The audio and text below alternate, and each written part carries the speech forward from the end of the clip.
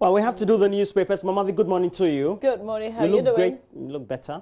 Yeah. Yeah. I also feel seem better. to have a blocked nose. Right. Is it just the weather or there's something in the air? I think maybe it's the weather. Well, yeah. I can't link it to the weather because this is not new. I always have a cold. Right. No sinus problem. Okay. So we have to do the newspapers. Yeah, we have to do the newspapers. Select the ones that you have to Thursday. do. Yes. All right, let's start. Let's begin with the Daily Graphic newspaper. Front page of the Graphic. Accountants General to sign tertiary institutions into GIFMIS. Also, government direct salaries through ease wish to eliminate ghost names. Establishing Takrady missing girls' identity. 2 families agree to DNA test. So family members of 2 of the 3 missing Takrady girls have agreed to assist the police to conduct forensic examination to determine the identities of the skeletons that were retrieved from a cesspit at Cancer Road, west suburb of Secondary Takrady. The discovery of the skeletons had stirred controversy as the families of the 3 girls insisted that they would not cooperate with the police in their quest to conduct a DNA examination to establish whether the skeletons were those of the girls. However, a highly placed source at the CID told the Daily Graphic yesterday that the families of Priscilla Blessing Bintum, who is 21, and Priscilla Mantibia Crunchy, 18, have now agreed to the DNA tests. So this is quite different from the press conference and what was conveyed to us earlier. Story by Mary Mensah. A lot more details to this. This is just what's on the front page. And if you go to page 53, there's also a linked story there, found by Moses Akrobotu. Yeah. Okay. Yeah. This is okay. So this is 53. Ordeal of 4th missing girl's family. All right. So the family of 19-year-old Ruth Abaka, who has been missing in Takrady since July 29, has been torn apart as her biological mother has blamed the slow pace of investigations on the grandfather with whom she lived. And according to the grandfather, Mr. Emmanuel Kobina Anza, his daughter, Eyisa, Ruth's mother, who currently lived at Takwan Swayim, had refused to talk or have anything to do with him over the missing girl, as she believed he did not push enough for the police to devote equal attention to their case as has been done for the other 3 missing girls. So we've been concentrating on the 3 girls, but there's a 4th girl who's gone missing since July 29, who has also not been found, and that's what the story is about. There are pictures of her 19-year-old, been missing since July 29. They have a description, fairly dark chocolates. She graduated from Diabene Senior High School last year, 2018. She's about 4.3 feet tall. She did general arts when she was in school, Sunday school teacher at Diabene Methodist Church in Takrady. Last seen Sunday, July 29. So last seen was when, and am I hearing this for the first time? I think so, yeah. Wow.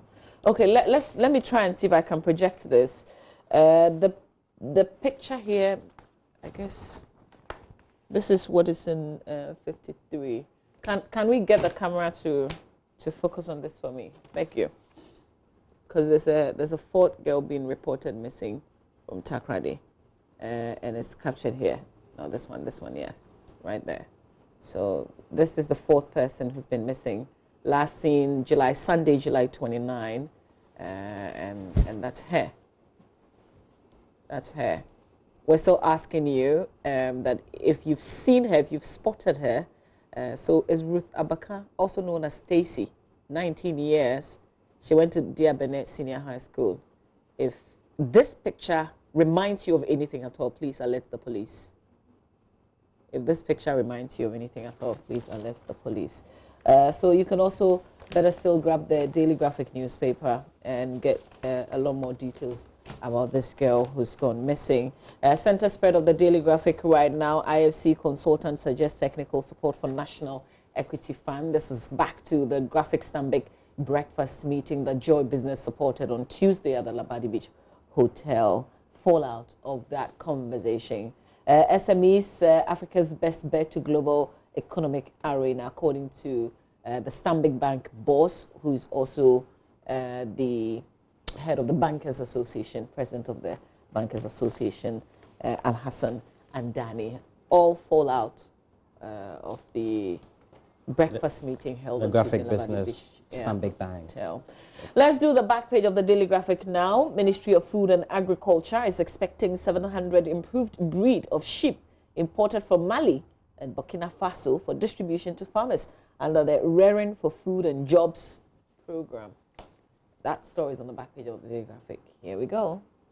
Also, Gomoa Ochrekon gets new police station is another story there. I find this very interesting. So we're getting sheep from Mali and Burkina Faso to distribute to our farmers. So the animals, which are part of an expected large number, to be bred with local sheep. Okay, a Minister of State in charge of livestock at the ministry told the Daily Graphic yesterday that the sheep were being quarantined for 14 days at the border between Ghana and Burkina Faso and will be attended to by veterinary officers to ensure that they were healthy before they were released to farmers. I guess your was our border stories. You know, when you hear border elsewhere and you look at the kind of borders that we have. We showed one this morning as well. It was one of the stories filed from and then there was a comment Wednesday. right there. Hey, is this our border? Yes, it is our border. It's not surprising though. So that's what's in the Daily Graphic newspaper, Roland. Okay, so let's do the Daily Guide. It has on the front page, Takrady girls, kidnappers, serial killers, workers to be paid electronically. It has an attached picture of the Vice President, Dr. Mahamudu Bawumia, launching the GH Dual card. And the Vice President is showing us another card again. The last time he showed us a card was the Ghana card. That would be the national identification card. It was supposed to have been completed in time. It's still been completed in time. So, but anyway. Other stories we have on the front page. NDC Ghana card propaganda exposed, it says. Up there we have NAM1 to meet men's gold management. And we know that there's been a statement already in public circulation trying to calm all heads. Well, within the fraternity of men's gold customers. 5 Chinese killers grabbed. You go to the center spread of the Daily Guide. There's a news one pull out. It says, I sold bread on the streets for 3 years, Uncle Ebo White. Don't know whether it's there, but this is what it is, center spread. Okay. And then we also have, it says Samuel L. Jackson gets more love in Ghana. We know that he had been visiting Ghana, he since left. Okay. So we have other stories there as well. Right. Okay. So let's look at, then on the back page. Okay. So let's look at the back page of the Daily Guide. The back page of the Daily Guide has an interesting story about Navrongo Youth Center almost completed. We're still in the completion deadline for many projects. A lot of them have been left uncompleted, so to speak. Nana Yao and Ponsan said to restore football fortunes. Down there, MP construct AstroTurf. This one is constructed, and the MP is Patrick Yabwama. Okay. Let's go to the Daily Dispatch. That's what I was calling for the other day, to get MPs to get this in their constituencies. Yes. It's good. I love this. Let's go to the Daily Dispatch newspaper. It has on the front page, Haxa Summit takes off in Accra. Slavery must make Africans better, not bitter. Liberia's Vice President. We featured there this morning. That's Joel Howard Taylor. Building 2 film villages by government, a misplaced priority, according to FOCAP. A number of initials crisscrossing Ghana these days. So when you see them, you just have to go to the story and get to know what FOCAP means. FOCAP. Set up trustees to manage power revenue, according to a former chief executive for the GNPC, Alex Mould. Kaliday's introduction to 2019-2020 English League season. So those are the stories we have. Let me do the custodian. Mamavi comes in and we'll do the rest of the papers. The custodian, MPP vets MP aspirants on Saturday. It has a a picture of John Buedo. Mr. John Buedo is the MPP's General Secretary. I'm not interested in NDC running mates, according to Betty, and NLA VAG Lotto partnership yields result. PBC's 185 million Ghana cedi locked up in savings and loans firms, according to the CEO. And a number of the firms have been in difficulty, we're told. If you get to know some of the firms, it will be interesting. I'll make mention here this morning. Ekufuado gives 10 startup entrepreneurs seed capital. That's a good one. That's a good one. Making sure that we assist young people who have entrepreneurial skills. And this one particularly is in relation to sanitary pads out of some plantain cells and some materials, stem, to produce sanitary pads. If we can do that on industrial basis in larger quantities, that would be good. So that's a good one there. Back page, Romelu Lukaku abandons Man United training camp. He's been forcing a move to go to Inter Milan, according to what the speculations have been on the international sports news pages. If you're a Man United fan, you know, you'll be a bit indecisive whether you should let him go, etc. That is if you have a replacement already. Manchester United, they've also purchased Maguire. It was all smiles for Coutinho when he joined Barcelona. He paid, who paid a staggering £142 million for him. Good return for money, many people will be asking. But already we're told that a number of EPL clubs are chasing Felipe Coutinho, who is a Brazilian, by the way, but a very good player. I don't know. Just that when he went to Barcelona, hasn't been fitting in well. We stopped the discussion. Oh. Yeah. Now I know Man United is chasing Christian Eriksen of Tottenham. No. Okay, so that's the discussion that we've dropped. You've dropped it? Yes, we have dropped it. Oh. Yeah. Maybe I didn't hear this morning when I was listening to it on the BBC. I think I heard that he's interested in going to Spain or so. Right. Something like that. Yeah. Transfer. All right, let's do. But that's why we're having a countdown today. Yeah, so it will be interesting. Yeah. It still looks. Some deals are going on yeah, right now. So it goes down to the wire, as they say. So Gary and George will join a bit later this morning. But let's do the Ghanaian Times newspaper, front page of the Times. VIP launches GH dual payment card. Families of 44 Ghanaians killed in Gambia demand compensation. The story is on page 18. So families of some family members of the 44 Ghanaians, remember, killed back in 2015. They went to the presidency to make a case for compensation. But this is all coming back to us because of the confessions. You said 2015? They were killed? 2015? No. Oh, this was 2005 then? 2005-06, yeah. Okay, during the Kufu administration, I remember. Yeah, because, okay, the president was foreign minister at the time. Yes. Okay, so I guess there's... 2004, 5, 6. Yeah, please cross-check for me. Then that would mean the dates in the paper is wrong then. But I was just trying to bring the backstory up in terms of the confessions that we know 2 Gambians have made. And an army officer. They are in custody, but the government is going to release them following the fact that they said they've been in custody for 2.5 years now. They haven't been charged. The case has not been dealt with, and it would be wrong to continue to keep them in custody. But family members of victims are saying 2005. 2005. Yeah. So apologies, they're 2005, not 2015. I'm sure maybe they meant to write 2005. Yes. So, you know, they set up a Truth and Reconciliation Commission, as we all do, following incidents like that. And these 2 persons confessed to killing. So, you know, they say that we now know the people who ordered the killing, the people who did the killing. There's pressure on us as government and as a state.